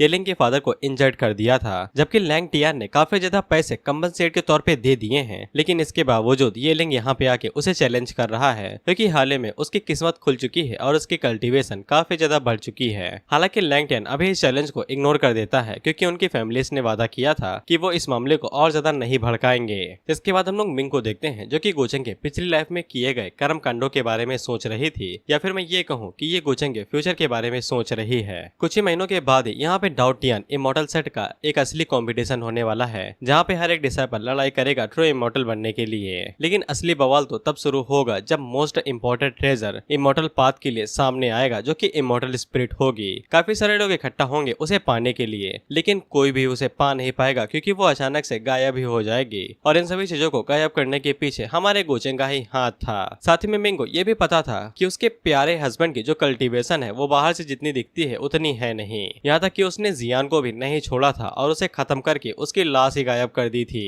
इसीलिए मिंग फैसला करती है कि वो इस बार जियान को कुछ भी नहीं होने देगी। और मिंग को ये भी पता था कि यहाँ पे successor of reincarnated Asian emperor appear होने वाला है। इसीलिए मिंग को किसी भी कीमत पे एशियन तलिस्मा पाना ही होगा, जो कि और किसी बंदे के पास नहीं, ये लिंग के ही पास है। जिसके बाद हम लोग एल्डर ली सुई और जियान को देखते हैं जो कि गोचंग की तरफ देख रहे थे। एल्डर उससे पूछते हैं यहाँ पे क्या लेने के लिए आए हो। यहाँ पे गोचंग एल्डर ली सुई को काफी ज्यादा भड़काता है, तो फिर उन्हें बहुत ज्यादा गुस्सा आ जाता है। जियान बीच में आके गोचंग को शांत करने की कोशिश करती है, लेकिन गोचंग एल्डर को भड़काते ही जाता है। इसीलिए वो गुस्से में ये फैसला कर देते हैं कि वो जियान को ट्रेनिंग देंगे और कुछ ही महीनों के अंदर वो जियान को इतना ज्यादा शक्तिशाली बना देंगे कि वो गोचंग को भी सरपास कर देगा। गोचंग उससे कहता है कि अगर आप नहीं कर पाए तो फिर तुम क्या करोगे। तो फिर एल्डर ली सुई आगे से कसम खाते हैं कि अगर वो ऐसा करने में नाकामयाब होते हैं तो वो एल्डर की पोजीशन से हट जाएंगे बिना कुछ सवाल जवाब किए। वहीं पे एल्डर को ऐसा लगता है कि उन्होंने सीधा बहुत बड़ा तीर मार दिया है, लेकिन गोचंग तो बस यही कहने का इंतजार कर रहा था कि ये कैसे भी अपनी पोजीशन छोड़ दें। लेकिन वहीं पे जियान को ऐसा लगता है कि गोचंग ने ये सब कुछ जानबूझ के किया है ताकि एल्डर ली सुई उसके ऊपर ज्यादा फोकस करे और उसे और भी ज्यादा अच्छे से सिखाएं। इसीलिए उसके मन के अंदर गोचंग के लिए थोड़े से लड्डू फूटने लगते हैं। इससे गोचंग का ही फायदा होता है और उसका लक बढ़ता है। इसके बाद गोचंग वहाँ से जाते हुए जियान को आंख मारता है और उसे कहता है कि चिंता नहीं करो, ये टाइम तुम्हारे लिए काफी ज्यादा कीमती है, इसीलिए अब मैं तुम्हें ज्यादा परेशान नहीं करूंगा।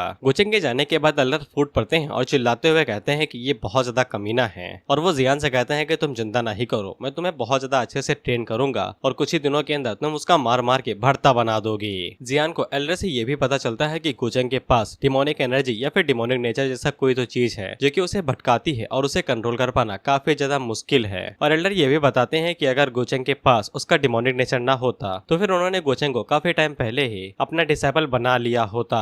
इसके बाद गुचेंग अपने घर के अंदर आ जाता है और अपने मन के अंदर सोचता है कि उसने जियान के साथ काफी ज्यादा टाइम बिताया है और उसे काफी ज्यादा बहलाया फुसलाया है, और उसकी अकल के मुताबिक उसे अब तो पता लग जाना चाहिए कि उस साल असल में सच्चाई क्या हुई थी। गुचेंग का प्लान ये है कि वो जियान को ये बताना चाहता है कि उसने जो उसकी हड्डी निकाली थी वो डिमोनिक नेचर की वजह से निकाली थी, वो ऐसा करना चाहता नहीं था क्योंकि इमोर्टल पाथ ओपन होने वाला था, इसीलिए गुचेंग अपनी तैयारियां करना शुरू कर देता है। इसके बाद वो सबसे पहले वर्ल्ड सीट को खरीदता है। अब गुचेंग के पास तीनों वर्ल्ड सीट आ चुके थे जिनको वो आपस में मिला लेता है, और जब ये तीनों आपस में मिल जाते हैं और ऊपर से जब वॉइड का तड़का लगता है तो फिर ये बहुत ज्यादा पावरफुल चीज क्रिएट करते हैं। इसके बाद हम लोग देखते हैं कि गुचेंग के पास उसका इनर वर्ल्ड आ जाता है, यानी कि ये उसकी दुनिया है, वो यहाँ का भगवान है, और गुचेंग अपनी इनर वर्ल्ड को अपनी मनमर्जी मुताबिक कैसे भी ट्रांसफॉर्म कर सकता है और वो बाहरी दुनिया से किसी को भी यहाँ पे ला सकता है। इसके बाद गुचेंग वहाँ पे क्रिएटर वाली पावर का इस्तेमाल भी करता है जो सामने की तरफ बंदर जमीन पड़ी हुई थी, और जब गुचेंग अपने हाथ को ऊपर उठाते कहता है कि जागो, तो फिर जमीन के अंदर से कई सारी बिल्डिंगें और घर बाहर निकलते हैं जो कि उस पूरी जगह को एक पूरी सिटी के अंदर बदल देते हैं। जिसके बाद गुचेंग मिंग के बारे में सोचता है क्योंकि वो रिबॉर्न हुई है तो फिर उसे कई सारे अपॉर्चुनिटीज के बारे में पता होगा और वो बेशक उन्हें जाने नहीं देगी। वहीं पे हम लोग मिंग को देखते हैं जो कि किसी तरफ जा रही थी अपने डिवाइन बीस्ट के ऊपर खड़ी होके, तो सभी लोग उसे ही देखते रहते हैं। वहीं पे हम लोग येलिंग को देखते हैं। हाँ, इसी बंदे का नाम येलिंग है और ये भी मिंग के ऊपर लाइन मारने की कोशिश कर रहा था। खैर, इसके पास एक लॉकेट है जिसके अंदर कोई तो आत्मा घुसी हुई है जो कि इसे गाइड करती है और बताती है कि औरतें छोड़ो, सीधा मंजिल पे ध्यान दो, तुम्हें किसी भी हालात में डाउट यानी इमॉर्टल पैलेस के अंदर दाखिला लेना ही है। हमें पता चलता है कि मिंग यहाँ पे एशियंट रिकार्नेशन सिंबल को लेने के लिए आई है जो कि येलिंग के पास है, और लैंग टिया ने यहाँ पे येलिंग के साथ फाइट की थी जिसके बाद वो बुरी तरीके से हारा गया था और उसे काफी ज्यादा नुकसान हुआ था। लेकिन इन सभी चीजों की वजह से येलिंग काफी ज्यादा फेमस हो गया था, जिसके बाद उसने दबदबे के अंदर आके गुचेंग से भी पंगा लेने की कोशिश की थी। लेकिन अभी उसकी ताकत सिर्फ ड्यूक फेस तक ही होगी, इसीलिए ये परफेक्ट टाइम होगा मिंग के लिए कि वो उस एशियंट सिंबल ऑफ रिकार्नेशन को ले सके, इसीलिए वो यहाँ पे ब्लैक स्टोन सिटी के अंदर आई हुई है। खैर, येलिंग भाई साहब जैसे ही सिटी के अंदर एंटर होते हैं तो फिर उनका स्वागत सीधा अरे फॉर्मेशन के धमाकेदार हमले से किया जाता है। हालांकि जो लॉकेट था वो अपनी एबिलिटीज का इस्तेमाल करके उसे बचा लेता है और येलिंग चिल्ला के पूछता है कौन है जिसने मेरे ऊपर अटैक किया। इसके बाद आसपास 4 एल्डर बाहर निकलते हैं जो कि मिंगिंग की तरफ से ही भेजे गए थे और ये सभी लोग सेंट कल्टीवेटर थे। येलिंग उन लोगों से पूछता है कि बिन बात के मेरे ऊपर अटैक क्यों किया, क्या चाहिए तुमको मुझसे। उसी टाइम पे वहाँ पे मिंग आती है जो कि येलिंग से कहती है कि माफ कर दे लेकिन मुझे तेरा एशियंट सिंबल ऑफ रिकार्नेशन चाहिए। वहीं पे येलिंग हैरान होता है कि उसने ये बात अपने दांतों तले दबाए रखी थी, किसी को पता कैसे चल गई, और वो मिंग से पूछता है कि तुम्हें कैसे पता चला, लेकिन मिंग उसे कहती है कि मरते हुए आदमी को ज्यादा जानने की जरूरत नहीं है। इसके बाद वो अपने हाथ से इशारा करती है तो चारों एल्डर्स आगे बढ़ते हैं और येलिंग की कब्र खोदने के लिए फावड़ा उठा लेते हैं। वहीं पे वो लॉकेट येलिंग से कहता है कि बच्चे जल्दी से उस मूव का इस्तेमाल कर अगर जिंदा रहना चाहता है, और मैं बस इतना ही कर सकता हूँ, नहीं तो तेरी कब्र पक्का खुद जाएगी। इसके बाद वो चारों एल्डर पूरी ताकत से साथ येलिंग के ऊपर अटैक करते हैं और वहाँ पे तगड़ा धमाका होता है, लेकिन तब तक येलिंग ने उस लॉकेट वाले मूव का इस्तेमाल कर लिया था। जिसके बाद हम लोग देखते हैं कि उस लॉकेट के अंदर से लाजवाब पावर बाहर निकलती है जिसका ऑरा ग्रेट सेज फेस का था। जिसके बाद वो सभी एल्डर भागते हुए मिंग के पास जाने लगते हैं उसको प्रोटेक्शन देने के लिए। वह भी मिंग भी इस बात से हैरान हो जाती है कि इसके पास ये पावर कहाँ से आ गई, क्योंकि मिंग के पास ये इन्फॉर्मेशन थी ही नहीं। वहीं पे येलिंग मिंग के ऊपर अटैक करते हुए कहता है कि मुझे औरतें पसंद है लेकिन घटिया नहीं। इसके बाद वो डायरेक्ट मिंग के ऊपर अटैक कर देता है। वहीं पे मिंग आगे से कोई तलिस्मा वलिस्मा इस्तेमाल कर पाते कि उससे पहले ही कोई येलिंग से कहता है कि पीछे हट जा। इसके बाद वहाँ पे एक और तगड़ा धमाका होता है और ये भी power level great sage stage का था। हम देखते हैं कि वहाँ पे सिस्टर यांजी आ जाती हैं। वो लॉकेट वाली आत्मा जैसे ही सिस्टर यांजी को वहाँ पे देखता है, और सिस्टर यांजी का लेवल भी एकदम बराबर का था, वो भी ग्रेट सेज कल्टीवेटर की थी, इसीलिए वो येलिंग को लेके तुरंत वहाँ से खिसक लेता है, नहीं तो येलिंग पक्का मारा जाएगा। वहीं पे मिंग को अब समझ में आ जाता है कि येलिंग गुचेंग के हाथों से क्यों बच चुका था लड़ाई करने के बावजूद, क्योंकि उसने इसी तरह की टेक्निक का इस्तेमाल किया होगा अपनी जान बचाने के लिए। इसके बाद मिंग सिस्टर यांजी से पूछती है कि वो कौन है और उसकी मदद क्यों की। की, जिसपे सिस्टर यांजी उसे बताती है कि गोचंग ने उसे ऑर्डर दिए थे मिंग की रक्षा करने के लिए, इसीलिए वो यहाँ पे आई थी। जिससे मिंग हैरान हो जाती है क्योंकि पिछली लाइफ के दौरान गोचंग के पास कभी भी यांजी सिस्टर जैसी कोई औरत नहीं थी जिसका लेवल इतना ज्यादा हाई था। वहीं पे सिस्टर यांजी जाने से पहले मिंग को बता जाती हैं कि गोचंग ने उसे किसी काम के लिए वहाँ पे बुलाया है और वो देरी नहीं करें। वहीं पे मिंग को काफी ज्यादा गुस्सा आता है क्योंकि वो सिटी के अंदर आई नहीं कि उससे पहले ही गोचंग को पता चल चुका और उसने एक ताकतवर कल्टीवेटर को उसे बुलाने के लिए भी भेज दिया। जबकि यहाँ पे रिकार्डिनेटर हमारी मिंग है, उसके पास एडवांटेज होना चाहिए, लेकिन वो गोचंग से अभी भी कोसों दूर पीछे है और वो अपने मन के अंदर सोचती है कि साला ये जब से नीचे गया है तब से कुछ ना कुछ कमाल की चीजें अपने पास से निकाल ही रहा है। और मिंग अपने मन के अंदर सोचती है कि उसे अब दोबारा गोचंग के इंटेंशन चेक करने पड़ेंगे कि उसका इरादा क्या है। अब इसके बाद हमें एशियन सिटी ऑफ डाओटियान चॉर्ट्सटियान टावर दिखाया जाता है। अब मैं इसके बारे में तुम्हें ज्यादा नहीं बताऊंगा, बस इतना जान लो कि ये अभी होटल की तरह हो रखा है क्योंकि इमोर्टल पाथ ओपन हो चुका है, तो यंगन जनरेशन होंगे वो सभी लोग यहाँ पे इकट्ठा होंगे और ये जगह उनके लिए होटल की तरह काम करेंगी। दिन के वक्त वो लोग ट्रेनिंग और लड़ाई धड़ाई के लिए जाएंगे और रात के टाइम पे वापस आके यहाँ पे आराम कर सकते हैं। साथ ही में ये बड़े बड़े सेक्ट के लिए पार्लियामेंट का भी काम करता है। खैर इसके बाद वहाँ पे सिस्टर यांजी आ जाती हैं जो कि गोचंग को बता देती हैं कि वहाँ पे क्या क्या हुआ था और वो येलिंग को रोक सकती थी, लेकिन उन्होंने रोका नहीं था क्योंकि इससे वो गोचंग के प्लान को खराब कर सकती थी। गोचंग को भी समझ में आ जाता है कि मिंग वहाँ पे अपनी पुरानी मेमोरीज के बलबूते पे गई हुई थी, लेकिन उसकी मेमोरीज उसके किसी काम में नहीं आई। वहीं पे गोचंग अपने मन के अंदर येलिंग को लेके सोचता है कि साला उसके पास ऐसी सीक्रेट टेक्निक आ कैसी गई और उसी टाइम पे सिस्टम उसे बताता है कि नया सन ऑफ फेट आया है, जल्दी से रेडी हो जाओ। इस पे गोचंग को समझ में आ जाता है कि अब आगे क्या करना है। इसके बाद वो सिस्टर यांजी से जाने के लिए कहता है। यहाँ पे सिस्टम ने गोचंग को किसी पर्सनैलिटी या फिर आइडेंटिटी के बारे में नहीं बताया है, इसीलिए गोचंग को अपने हाथों से ही न्यू सन ऑफ फेट को ढूंढना पड़ेगा कि आखिर वो बंदा कौन है। और ये न्यू सन ऑफ फेट गोचंग के कनेक्शन के अंदर ही होगा, क्योंकि अगर कोई ऐसा बंदा होता है जो गोचंग के कनेक्शन के अंदर नहीं है तो फिर सिस्टम उसे डायरेक्ट बता देता है। इसके बाद हम लोग टावर के अंदर आते हुए कई सारे यंगर जनरेशन के लोगों को देखते हैं और ये सभी यहाँ पे काफी ज्यादा खुश थे क्योंकि ये पूरी सिटी ही इमॉर्टल पाथ के लिए ओपन होने वाली थी और यहाँ पे कई सारी अपॉर्चुनिटीज हो सकती थी जो कि इन लोगों के लिए काफी ज्यादा फायदेमंद हो सकती थी, लेकिन जितना बड़ा फायदा उतना बड़ा खतरा। इसीलिए ये लोग फैसला करते हैं कि इन्हें झुंड में घूमना चाहिए जिससे खतरा कम हो सके। जिसके बाद हम लोग देखते हैं कि वहाँ पे ये फैमिली के यंग मास्टर और उसकी छोटी बहन लिली आते हैं और हाँ, लैंगटियान को एशियट एम्परर का रिकार्डिनेटेड भी माना जाता है। वह पे लिली अपने भाई से पूछती है कि गोचंग यहाँ पे आएगा, इस पे लैंगटियान आगे से कहता है कि बेशक उसे यहाँ पे होना चाहिए, वही तो इन सभी चीजों को रिप्रेजेंटेट कर रहा है। इसके बाद हम लोग वहाँ पे बाइली नाम के एक यंग मास्टर को देखते हैं जो कि जेनजिंग क्लैन से था, हिंदी में व्हाइट टाइगर क्लैन। और बाइली यहाँ पे लैंगटियान को डुबल को लिखित ताना दे रहा था, शायद से इन दोनों ने फाइट कर ली थी येलिंग और लैंगटियान ने, जहाँ पे ये मैच ड्रॉ हो गया था। वहीं पे बाइली से हमें ये भी पता चलता है कि येलिंग इसका सगा भाई तो नहीं है, लेकिन ब्रदर फ्रॉम अनदर मदर है और दोनों ही मारे जाएंगे। इसके बाद वहाँ पे गोचंग और यूमी आते हैं। वह पता नहीं गोचंग को क्या हो गया है, लेकिन वो लैंगटियान को भर के इज्जत देता है, बहुत ज्यादा भर के इज्जत। वह पे लैंगटियान भी गोचंग को इज्जत देता है और साथ ही में लिली गोचंग को देख के खुश हो जाती है, नौकरानी जो है। लेकिन हम लोग बाइली को देखते हैं जो कि यूमी को गोचंग के बगल में खड़ा हुआ देख के बिल्कुल भी खुश नहीं था।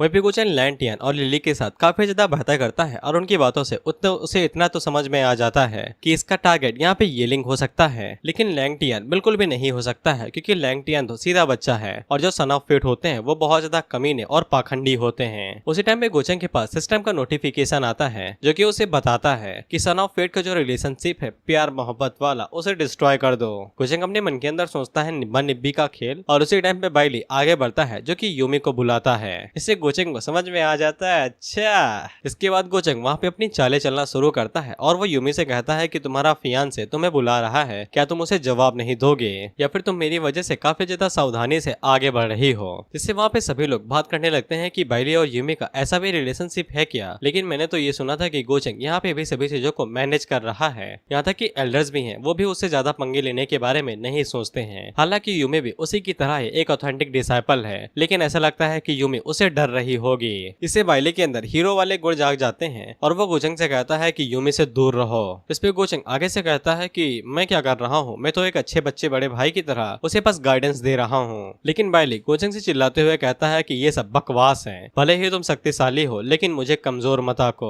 इस पे गोचंग उसे घूरते हुए कहता है क्या चैलेंज कर रहे हो क्या है? उसी टाइम पे यूमी बीच में आती है और वो गोचंग से कहती है कि बाइली के लिए चीजें ज्यादा मुश्किल ना करो और वो गोचंग से रिक्वेस्ट करती है कि बाइली यहाँ पे बस आया ही है और गोचंग उसकी खातिर बाइली को कुछ भी ना करे। इससे बाइली को ऐसा लगता है कि यूमी वहाँ पे उसे न जानने का बस दिखावा कर रही थी ताकि वो गोचंग से उसको बचा सके। वहीं पे सभी लोग अपने मन के अंदर सोचते हैं कि यूमी गोचंग के खिलाफ चले गए सिर्फ बाइली के लिए। ऐसा लगता है कि वो दोनों ही मारे जाने वाले हैं। वहीं पे गोचंग भी यूमी को घूरते हुए देख रहा था। हालांकि गोचंग अपने गुस्से को शांत करता है और उसे कहता है कि अगर तुम हो तो फिर मैं जाने दे रहा हूँ। जिसके बाद वो वहाँ से चला जाता है और यूमी अपना सर झुका से उसे शुक्रिया कहती है। लेकिन गोचंग जाते हुए वहाँ पे यूमी को धमकी देके जाता है कि यहाँ पे ये सभी शो होने वाला है और अगर वो गेस्ट को एंटरटेन नहीं कर सकती है तो फिर उसे यहाँ पे रात में रुकने की कोई भी जरूरत नहीं है। इससे बाइली को काफी ज्यादा गुस्सा आता है कि गोचंग उसकी होने वाली बीवी को इस तरीके से ऑर्डर दे रहा है। हालांकि यूमी तो अभी गोचंग के लिए ही काम कर रही थी, इसीलिए वो उसके पीछे जाने लगती है। लेकिन वो जाते हुए बाइली की तरफ देख के जाती है जस्ट लाइक लवर्स। बाइली भी अपना हाथ आगे बढ़ाता है लेकिन उसे समझ में आ जाता है कि रुकना पड़ेगा और वो अपना हाथ पीछे कर लेता है। जिसके बाद बाइली फैसला करता है कि वो जैसे ही इंटरमीडिएट किंग फेस पे पहुंच जाएगा तो वो गोचंग से बदला लेगा जो गोचंग ने आज उसकी बेइज्जती की है। वहीं पे हम लोग गोचंग और यूमी को देखते हैं जिन्हें अच्छे से पता लग चुका था कि मछली ने चारा पकड़ लिया है।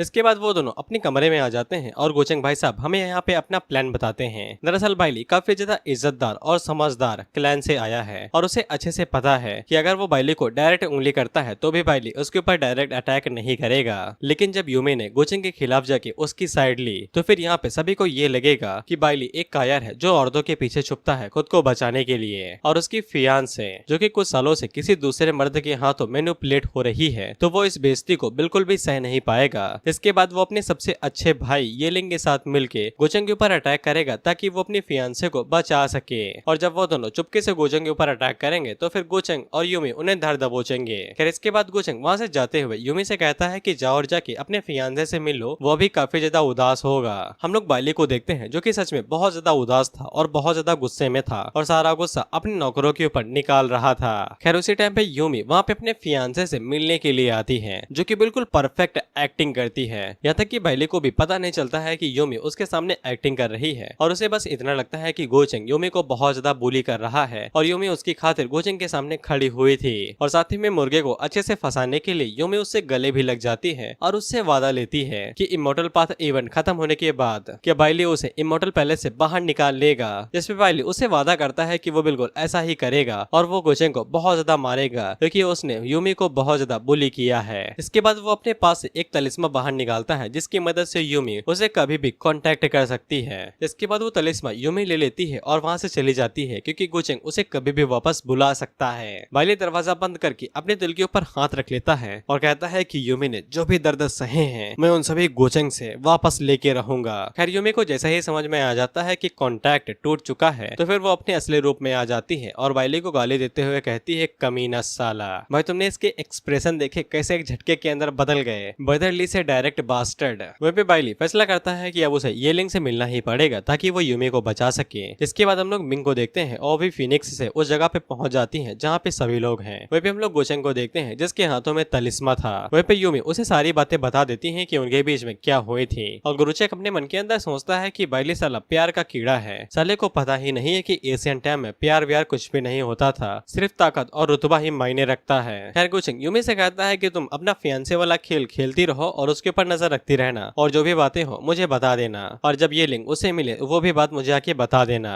इसके बाद गोचंग को पता चलता है कि क्राउन प्रिंसेस यानी कि मिंग आ चुकी है। वहीं पे हम लोग यूलिंग को देखते हैं जो कि जैसे ही मिंग को देखता है तो फिर उसकी सटक जाती है और अपने मन के अंदर सोचता है कि मैं इससे तो बाद में निपट लूंगा। मिंग जैसे ही नीचे उतरती है तो फिर गोचंग उसे वेलकम करने के लिए आता है लेकिन मिंग उसे कोई भी भाव नहीं देती है। इससे गोचंग का दिल टूट जाता है। वैसे बिना शादी के सुहागरात मनाने के बाद डायरेक्ट अब मिल रहे हैं। हालांकि मिंग गुस्सा गोचंग से इसलिए थी क्योंकि उसने एक औरत को उसे बुलाने के लिए भेजा था, इसीलिए गोचंग उसे सूंघते हुए कहता है कि मुझे तो किसी के जलने की खुशबू आ रही है। इसके बाद वो मिंग को बता देता है कि सिस्टर यानजी एक पावर हाउस है जो कि लोअर रियलम से लाई गई हैं और वो गोचंग की बस फॉलोवर हैं। और वो मिंग से पूछता है क्या तुम्हारा गुस्सा शांत हुआ। यूमी उसे कहती है कि तुम बहुत ज्यादा बड़े वाले हो, जल्दी से बताओ तुम्हें मुझसे क्या चाहिए। इस पे गोचंग उसे बताता है कि उसने यानजी से सुना था कि उसने एक कल्टीवेटर के ऊपर एम्बुश अटैक किया था लेकिन वो फेल हो गई और इसी वजह से मिंग को काफी ज्यादा गुस्सा आया है तो फिर गोचंग उसकी मदद कर सकता है उसे ढूंढ के बाहर निकाल के कुत्ते की तरह मारने में। इससे मिंग काफी ज्यादा हैरान हो जाती है कि गोचंग उसकी खातिर किसी को मारने के लिए भी राजी है जबकि वो अभी तक येलिंग के बारे में कुछ भी नहीं जानता है। मिंग उसे पूछती है क्या तुम किसी को भी मार दोगे अगर मैं उसे मारना चाहती हूँ। गोचंग उसे कहता है क्या फर्क पड़ता है, अगर तुम उसे मारना चाहती हो तो बेशक मैं तुम्हारी खातिर उसे मार दूंगा। वहीं पे मिंग अपने मन के अंदर सोचती है कि इसे अचानक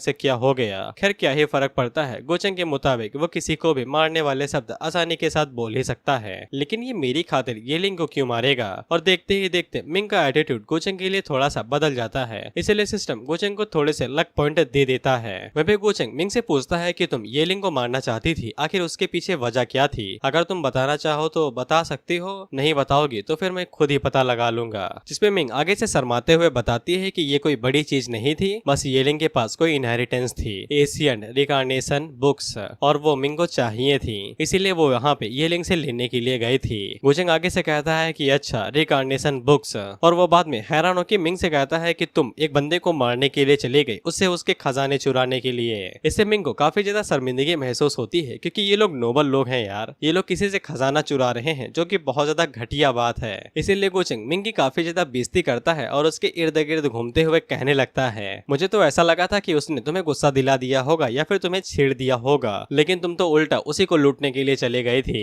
मैंने कभी भी नहीं सोचा था कि तुम ऐसा कुछ करोगे। जिससे मिंग को काफी ज्यादा गुस्सा आता है कि ये मेरे बारे में कितना कुछ बोलेगा, और वो गोचेंग के ऊपर चिल्लाते हुए कहती है कि तुम कौन सा अच्छे हो, तुम्हारी तो जो रूथलेसनेस है वो तो साला मुझसे भी ज्यादा है। लेकिन गोचेंग मिंग का हाथ पकड़ लेता है और वहाँ पे रोमांटिक माहौल बनाते हुए कहता है कि इस तरह के गंदे काम मेरे ऊपर ही छोड़ दो, ये तुम्हारे ऊपर शोभा नहीं करते हैं। अगर उसके कैरेक्टर के ऊपर इस तरह की चीजों का दाग लग गया तो फिर वो गोचेंग की प्यारी वाइफ कैसे बनी रहेगी। जिससे मिंग भी हैरान होती है कि इसके अंदर का सायर कैसे जाग उठा। इसके बाद हम लोग डॉटियन पैलेस के किसी ताकतवर बंदे को देखते हैं या फिर प्रिंसिपल को देखते हैं, जो कि इमोर्टल पाथ को खुलने को लेके बात कर रहे थे कि यहाँ पे कई सारे सेक्ट और अलग अलग तरह के लोग आने वाले हैं और उनकी यंगर जनरेशन कल्टीवेट करने के लिए जाएंगे। इसलिए वो एल्डर से पूछना चाहते हैं कि वो इस बारे में क्या सोचते हैं। जिसपे एक एल्डर आगे से कहता है कि ये मामला सभी पार्टीज के जरिए डिस्कस किया जाना चाहिए, क्योंकि इमोर्टल पाथ खुलने के साथ साथ अपॉर्चुनिटी के साथ साथ खतरा भी आता है, और अगर वो सभी डिसाइपल अंदर जाके मारे जाते हैं तो फिर सारा इल्जाम उन्हीं के ऊपर आएगा कि उन लोगों ने उन्हें अच्छे से प्रोटेक्ट नहीं किया। इसीलिए उन लोगों को इस मामले के ऊपर अच्छे से डिस्कस करना चाहिए। एक फीमेल लीडर आगे से कहती है कि वो जगह बहुत ज्यादा कमाल की है और वहाँ पे कई सारी अपॉर्चुनिटीज हो सकती हैं, लेकिन वहाँ पे कई सारे अलग अलग जगह हैं जहाँ पे एशियन मिस्ट है। यहाँ तक कि वो एल्डर्स अगर अंदर जाए तो वो खुद की लोकेशन के बारे में पता नहीं लगा सकते हैं, लेकिन यंगन जनरेशन के लिए अगर वो वहाँ पे ट्रेनिंग करने के लिए जाते हैं तो फिर कैजुअलिटी रेट बहुत ज्यादा हाई होगा, यानी कि मौतों का रेट। वहाँ पे एक एल्डर थे, अब वो आगे से कहते हैं कि भाड़ में गई ये सारी चीजें, अगर मामला जिंदगी और मौत का ही है तो फिर हम लोग उन्हें पहले ही बता देते हैं कि अगर वो लोग अंदर जा रहे हैं तो सवारी अपने सामान की खुद जिम्मेदार है, अगर उनके साथ अंदर कुछ भी होता है तो फिर ये उनकी गलती नहीं रहेगी। इस पे एक एल्डर आगे से कहते हैं कि एल्डर यान की बात बिल्कुल ठीक है, उन्होंने जो कहा है वो बात काफी ज्यादा अच्छी है, हमारा डॉटियन इमोर्टल पैलेस पूरी तरीके से जिम्मेदारी थोड़ी ना ले सकता है। जिसपे दूसरे एल्डर भी आगे से यही कहते हैं कि हम लोगों को ये बात बिल्कुल क्लियर कर देनी चाहिए, अगर वो लोग इसे एक्सेप्ट करते हैं तो फिर एक्सेप्ट करें, नहीं तो पीछे हट जाएं। जिसपे जो प्रिंसिपल थे वो आगे से कहते हैं कि यंगन जनरेशन में कई सारे जीनियस यहाँ पे इकट्ठा हुए हैं और अगर वो आपस में लड़ेंगे इस बात को रोका ही नहीं जा सकता है, और एक होस्ट के नाते अगर वो लोग कुछ भी नहीं करते हैं तो फिर उनकी एकेडमी के लिए ये बहुत ज्यादा शर्मिंदगी की बात होगी। जिसपे एल्डर यान आगे से कहते हैं कि उनके पास 5 ग्रेट ऑथेंटिक डिसाइपल हैं, जिनमें से चू जिसका 2 स्टार्स पहले ही डैमेज हो चुका है और वो अपने इमोर्टल पैलेस वापस लौट चुका है, बाकी बचे 3 वो भाई सर्कुलेशन के अंदर जा चुके हैं, उनसे कोई उम्मीद ही नहीं है, और बाकी बचे हुए बाकी सब वो साले इतने बेवकूफ है कि उनसे कोई उम्मीद ही नहीं की जा सकती है। वही एल्डर यान सैवेज है, सीधा जवाब देते हैं। इसके बाद वो सभी एल्डर ली सुई की तरफ देखने लगते हैं, जिसपे एल्डर यान उन लोगों से चिल्लाते हुए कहते हैं कि गधों मेरी तरफ क्यों देख रहे हो, मेरा इससे कोई लेना देना नहीं है, पैलेस की रेपुटेशन गई तेल लेने, और अगर तुम लोग ये सोच रहे हो कि मैं अपना पर्सनल रिवेंज के चक्कर में तुम लोगों के बहकावे में आ जाऊंगा तो बिल्कुल भी मत सोचना। इसपे एक एल्डर आगे से कहता है कि नहीं नहीं हम ऐसा नहीं करेंगे, हम लोग कैसे एक जूनियर के खिलाफ कोई भी लफड़ा कर सकते हैं, और वो आगे से कहते हैं कि अगर हम लोग गोचेंग को ये मौका देते भी हैं तो भी हमें लगता है कि वो हमारे पैलेस के ऊपर कोई खतरा डाल सकता है। जिसपे एल्डर ली सुई आगे से कहते हैं कि हमें घंटा फर्क नहीं पड़ता है कि गोचेंग क्या करता है, क्या लेना देना है, उसके जो भी एक्शन है उसका कोई भी अंदाजा नहीं लगा सकता है, लेकिन मेरी मानो तो फिर हम लोग उसे ही मौका दे सकते हैं, क्योंकि वो कभी भी सेक्ट के इंसेक्टर के खिलाफ बगावत नहीं करेगा, और अगर वो हमारे पैलेस को रिप्रेजेंटेट करता है तो फिर इससे हमारा स्टेटस बना रहेगा। बेसिकली यहाँ पे पैलेस के सक्सेसर के लेके बात हो रही थी कि कौन सक्सेसर बनने वाला है। वहीं पे गोचेंग ने पहले ही सारी चीजें सेट कर दी थी कि किसी भी रास्ते से चले जाओ सक्सेसर तुम्हें गोचेंग ही मिलेगा। अब इसके बाद एल्डर फंस जाते हैं, अब उन्हें गोचेंग से मिलने के लिए जाना ही पड़ेगा बातें करने के लिए, और इसी के साथ ये एपिसोड यहीं पे खत्म होता है।